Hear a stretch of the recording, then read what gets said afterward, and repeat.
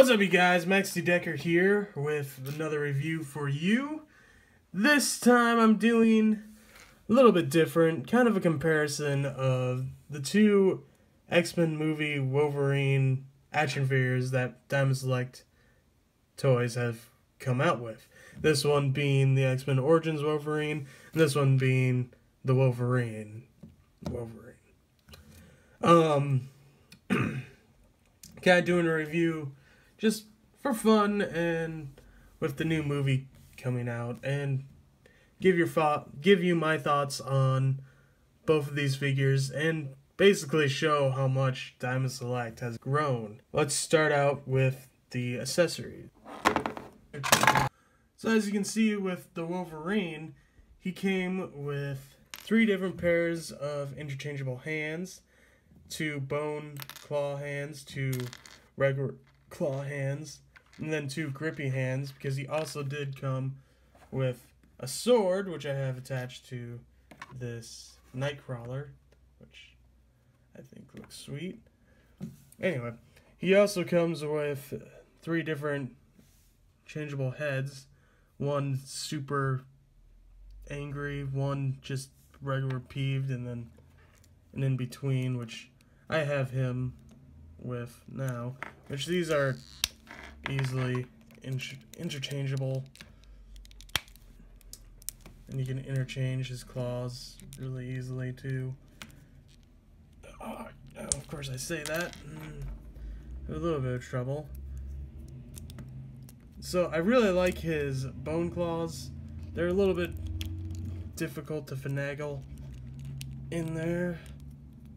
I like his bone claws because they're a little bit more gestural, with the one being open and the other one being a fist. You can have him, you know, he's a fun character to pose around. Okay, and with the X-Men Origins, he didn't come with anything interchangeable. He just came with this kind of cool base. It has a peg right here, and then this dumpster. What's weird about this action figure is how short he is.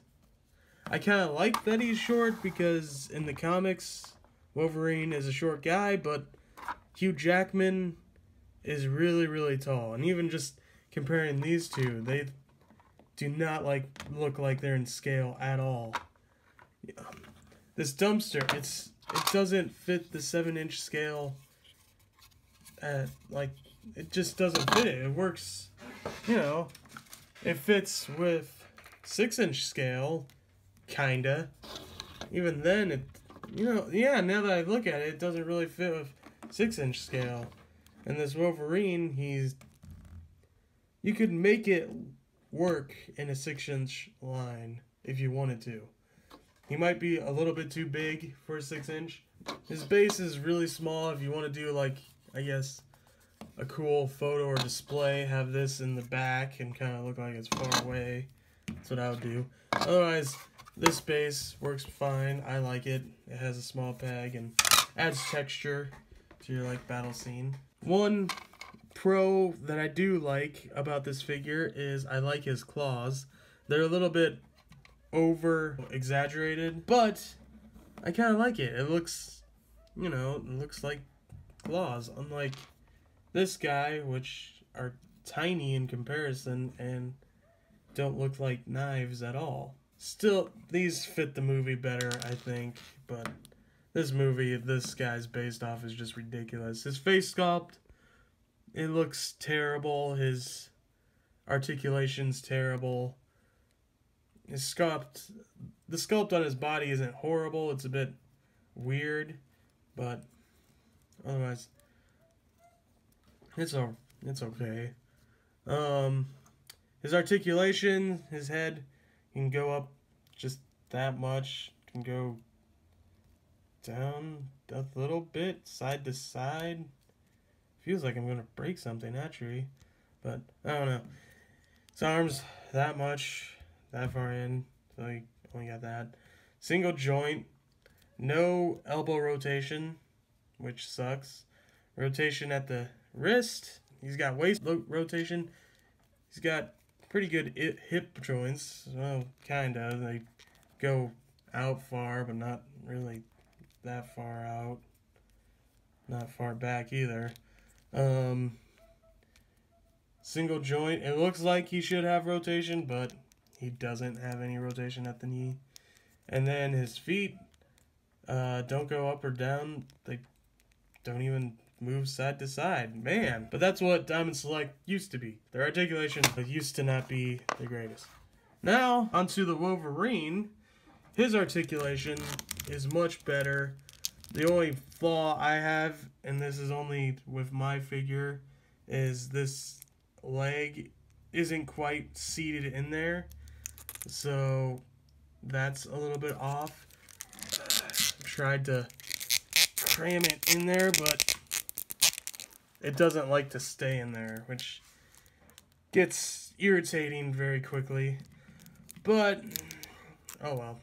In terms of articulation, his head can look not much up. It can look down a little bit, side to side, rotation. His arms, much more movement, can go up and down. He's got rotation at the bicep, single jointed elbow, rotation on all the hands, up and down, side to side. He's got an ab crunch, can only go that far back, side to side a little bit here. It works okay, not the greatest ab crunch, but it's better than no ab crunch. His legs can go out that far, or go forward, back. He's got upper leg swivel, double jointed knees, boot cut, and his feet can go up and down, and he's got beautiful ankle pivot. Here they are to the comic Days of Future Past Wolverine that I own, which you can see he kind of stands in the middle in between them, with him being super tall and him being really short. And here's a quick comparison to like a normal Marvel Select scaled figure. You can see this guy does not fit in scale at all, and this guy is just really, really tall. So, as a closer, I would definitely say pick this guy up over this guy.